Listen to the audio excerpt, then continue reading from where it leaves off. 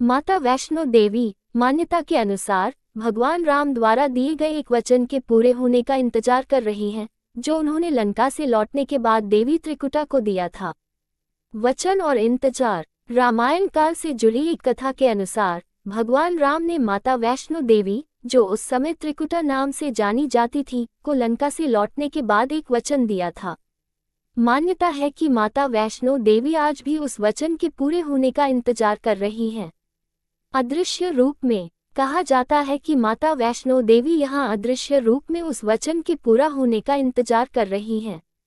भक्तों की रक्षा। भगवान राम के आदेश के अनुसार माता वैष्णो देवी अपने भक्तों की रक्षा करती हैं और उनके दुखों को दूर करती हैं।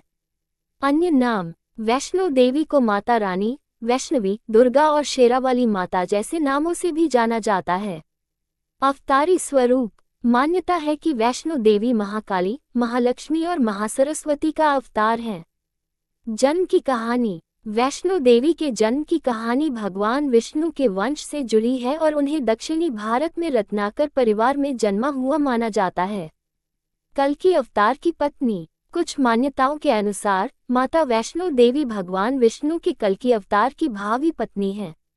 आइए विस्तार से जानते हैं माता वैष्णो देवी और प्रभु श्री राम की कथा। तो वीडियो को अंत तक जरूर देखें। जम्मू के त्रिकूट पर्वत पर एक भव्य गुफा है।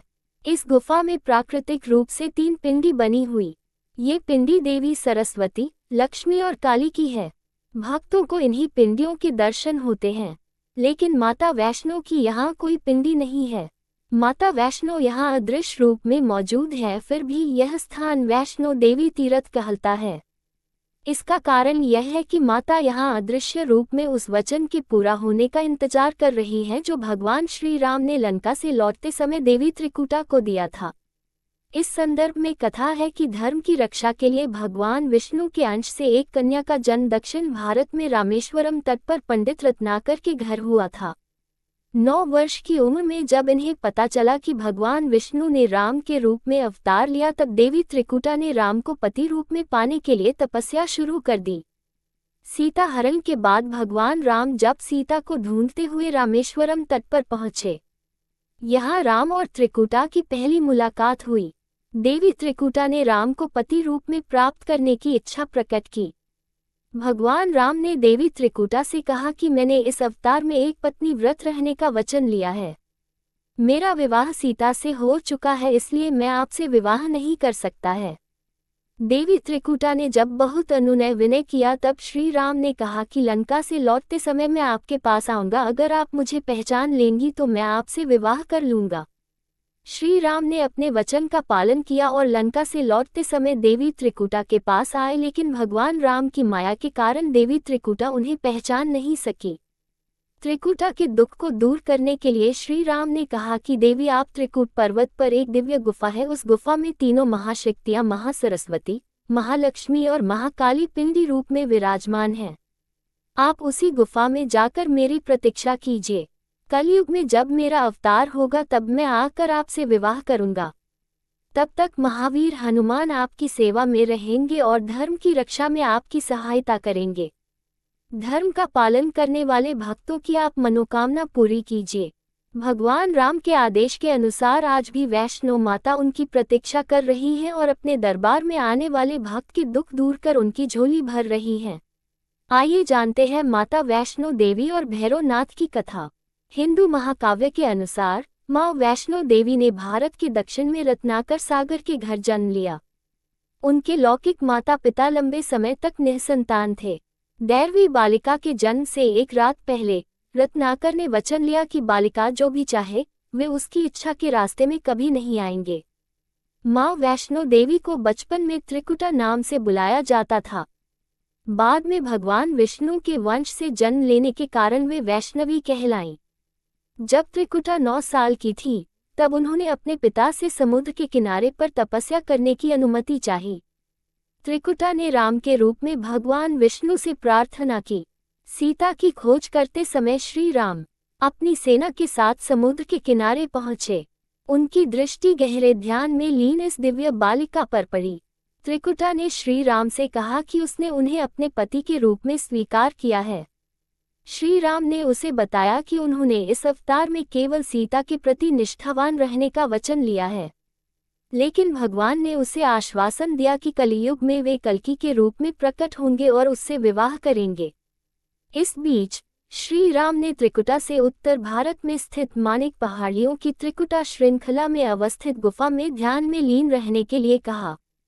रावण के विरुद्ध श्री राम की विजय के लिए मां ने नवरात्र मनाने का निर्णय लिया। इसलिए उक्त संदर्भ में लोग नवरात्र के 9 दिनों की अवधि में रामायण का पाठ करते हैं।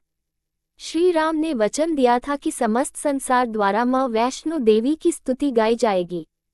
त्रिकुटा वैष्णो देवी के रूप में प्रसिद्ध होंगी और सदा के लिए अमर हो जाएंगी। समय के साथ साथ देवी मां के बारे में कई कहानियां उभरी। ऐसी ही एक कहानी है श्रीधर की।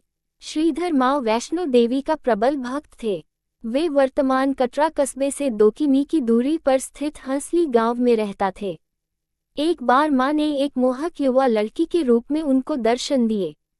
युवा लड़की ने विनम्र पंडित से भंडारा, भिक्षुकों और भक्तों के लिए एक प्रीतिभोज आयोजित करने के लिए कहा। पंडित गांव और निकटस्थ जगहों से लोगों को आमंत्रित करने के लिए चल पड़े। उन्होंने एक स्वार्थी राक्षस भैरवनाथ को भी आमंत्रित किया। भैरवनाथ ने श्रीधर से पूछा कि वे कैसे अपेक्षाओं को पूरा करने की योजना बना रहे हैं।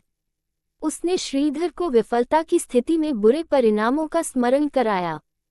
चूंकि पंडित जी चिंता में डूब गए, दिव्य बालिका प्रकट हुई और कहा कि वे निराश न हो, सब व्यवस्था हो चुकी है। उन्होंने कहा कि 360 से अधिक श्रद्धालुओं को छोटी सी कुटिया में बिठा सकते हो।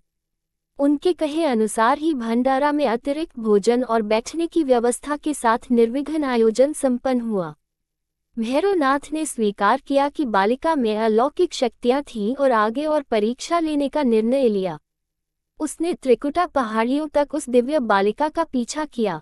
9 महीनों तक भैरवनाथ उस रहस्यमय बालिका को ढूंढता रहा, जिसे वह देवी मां का अवतार मानता था। भैरव से दूर भागते हुए देवी ने पृथ्वी पर एक बाण चलाया, जिससे पानी फूटकर बाहर निकला।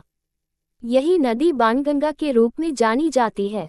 ऐसी मान्यता है कि बाणगंगा बाण तीर्थ में स्नान करने पर देवी माता पर विश्वास करने वालों के सभी पाप धुल जाते हैं। नदी के किनारे, जिसे चरण पादुका कहा जाता है, देवी मां के पैरों के निशान हैं, जो आज तक उसी तरह विद्यमान हैं। इसके बाद वैष्णो देवी ने अदकावरी के पास गर्भजून में शरण ली, जहां वे 9 महीनों तक ध्यान मग्न रही और आध्यात्मिक ज्ञान और शक्तियां प्राप्त की। भैरव द्वारा उन्हें ढूंढ लेने पर उनकी साधना भंग हुई। जब भैरव ने उन्हें मारने की कोशिश की, तो विवश होकर वैष्णो देवी ने महाकाली का रूप लिया। दरबार में पवित्र गुफा के द्वार पर देवी मां प्रकट हुई। देवी ने ऐसी शक्ति के साथ भैरव का सिर धड़ से अलग किया कि उसकी खोपड़ी पवित्र गुफा से 2.5 किमी की दूरी पर भैरव घाटी नामक स्थान पर जा गिरी। भैरव ने मरते समय क्षमा याचना की। देवी जानती थी कि उन पर हमला करने के पीछे भैरव की प्रमुख मंशा मोक्ष प्राप्त करने की थी। उन्होंने न केवल भैरव को पुनर्जन्म के चक्र से मुक्ति प्रदान की, बल्कि उसे वरदान भी दिया कि भक्त द्वारा ये सुनिश्चित करने के लिए कि तीर्थ यात्रा संपन्न हो चुकी है, यह आवश्यक होगा कि वह देवी मां के दर्शन के बाद पवित्र गुफा के पास भैरवनाथ के मंदिर के भी दर्शन करें। इस बीच वैष्णो देवी ने 3 पिंड सिर सहित एक चट्टान का आकार ग्रहण किया और सदा के लिए ध्यानमग्न हो गईं।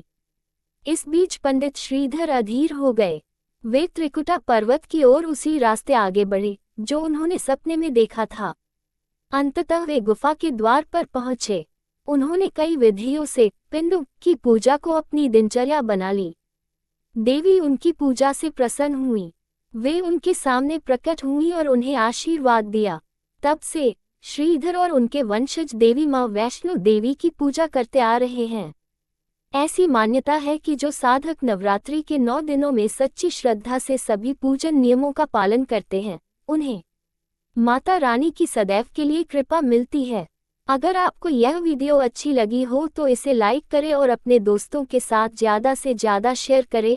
ऐसी ही रोचक कथाओं, व्रत कथाओं, धार्मिक कथाओं और आध्यात्मिक तथा पौराणिक कथाओं के लिए मेरे चैनल वासुदेव की पाठशाला को सब्सक्राइब करना न भूलें और कमेंट में जय माता दी जरूर लिखें।